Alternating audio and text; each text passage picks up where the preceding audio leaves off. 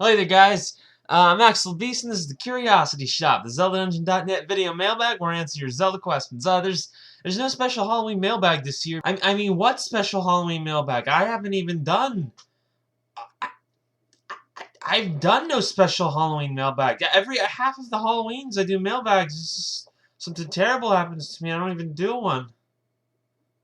Raindrop14 asks, why did A Link Between Worlds become a backwards Hyrule? Is Nintendo running out of ideas, or do you think that that was a pretty creative move? Well, I assume that you're referring to, Lorule and how it's like a, not the Dark World from Link Past, but like just a reverse high. I guess that's the exact same thing you said. Well, actually, I don't think it's really like creative or uncreative. It's just an idea, Like, I don't think.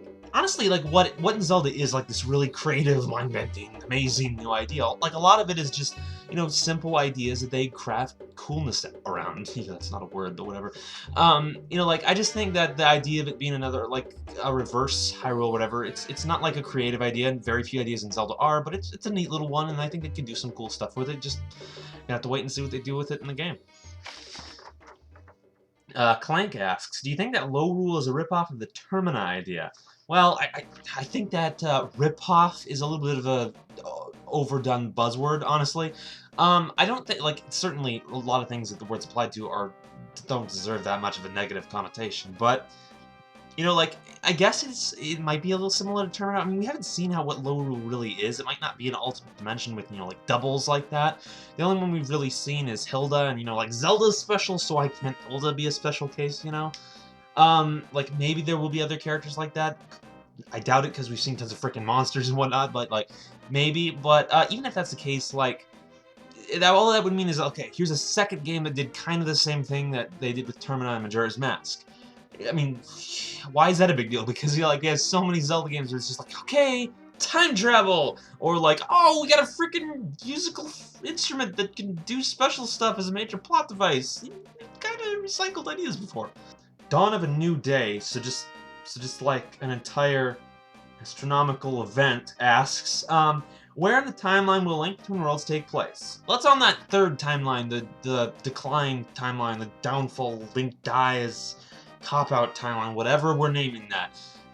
It's probably gonna be after, like, Oracle of Ages Seasons and Link's Awakening, because they take place after, Link to the Past, but with the same Link, whereas this game is also after Link to the Past, but with a different Link, and they've said it's gonna be sometime later. So it's probably after those, but it's on that third timeline. Yeah.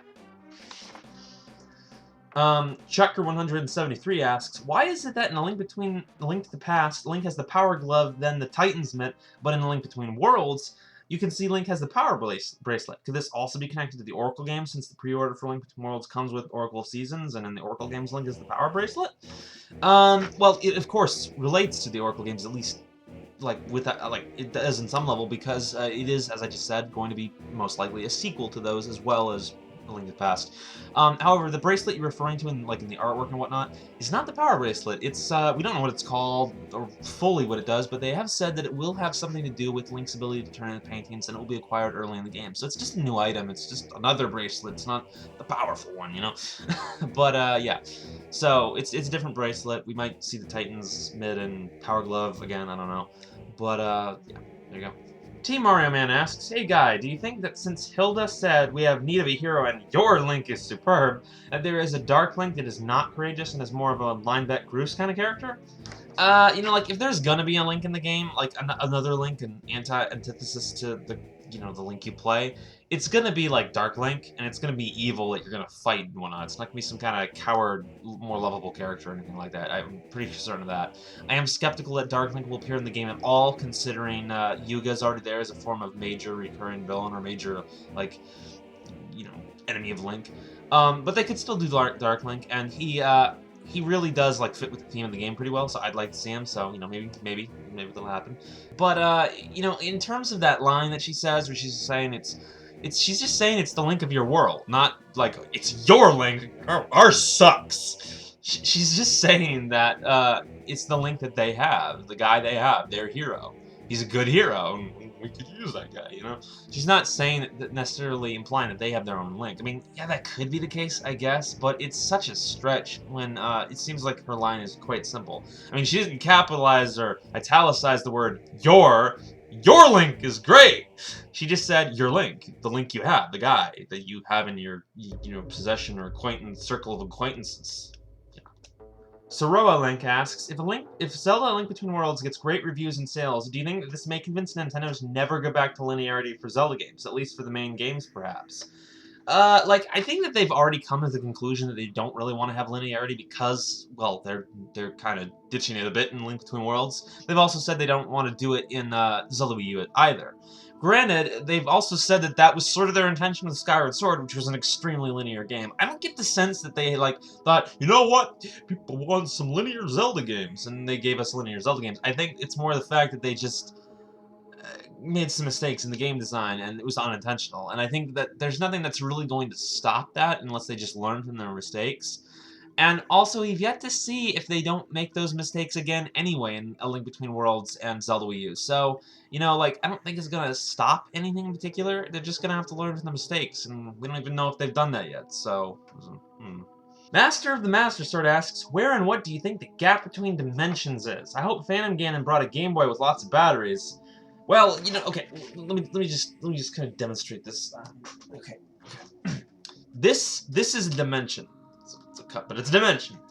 This is also a dimension. There's dimensions, okay? So just okay.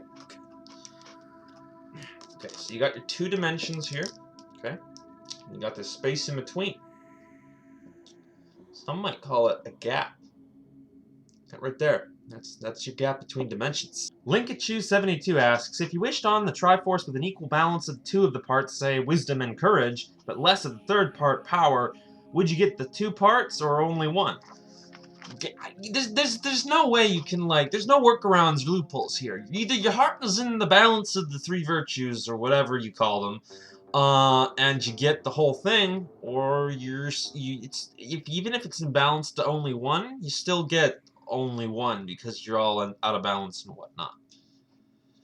Like seriously, they basically just said if you're out of balance, you don't get the whole thing. It doesn't matter how close you are to being balanced. It just sucks.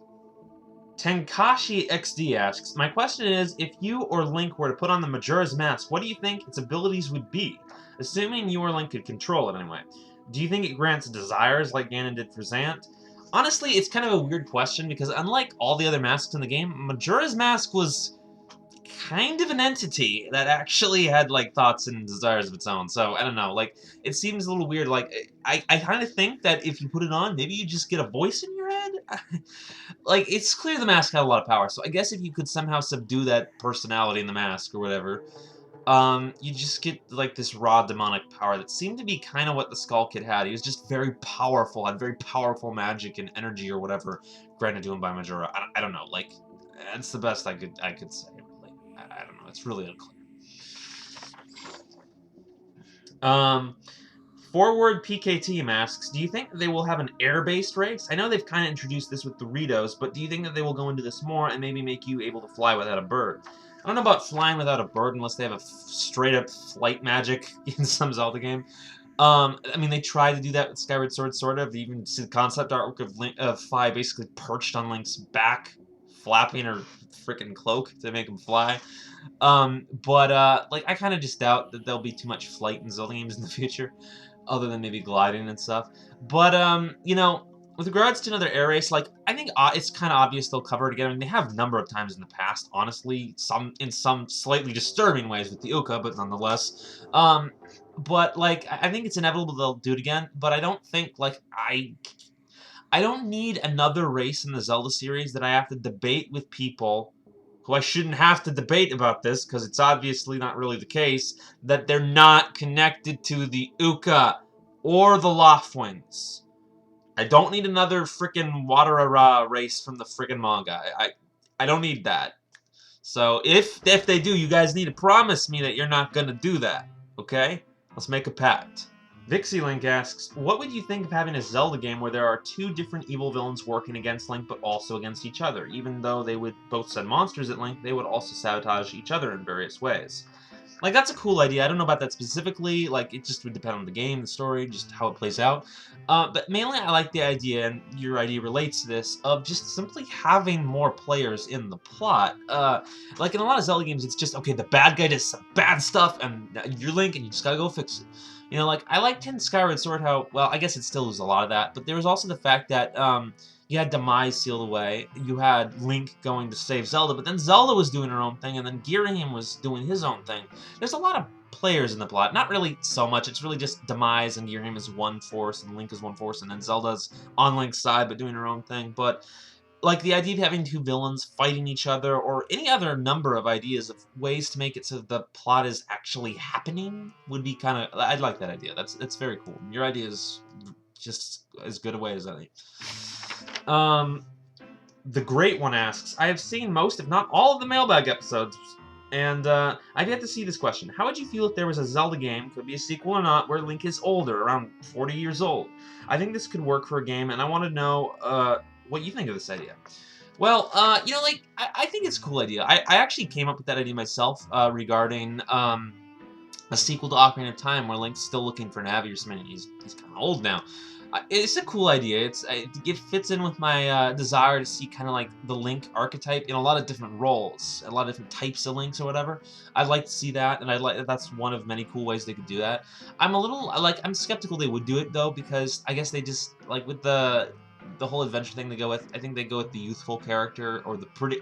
Link's a pretty guy. Okay, it's just.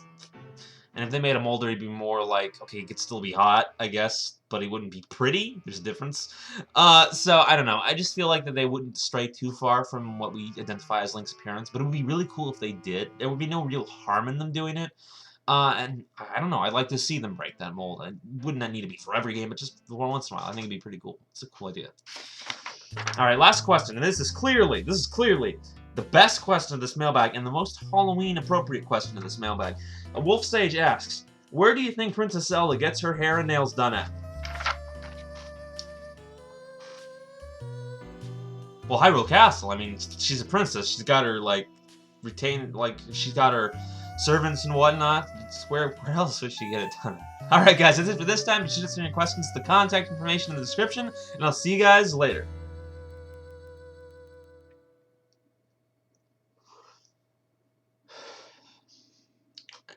I didn't do a Halloween thing this year. Halloween is my favorite holiday. I totally got you guys. This is totally a Halloween mailbag. I did like 13 questions this week. That's like a scary freaking number. Halloween mailbag.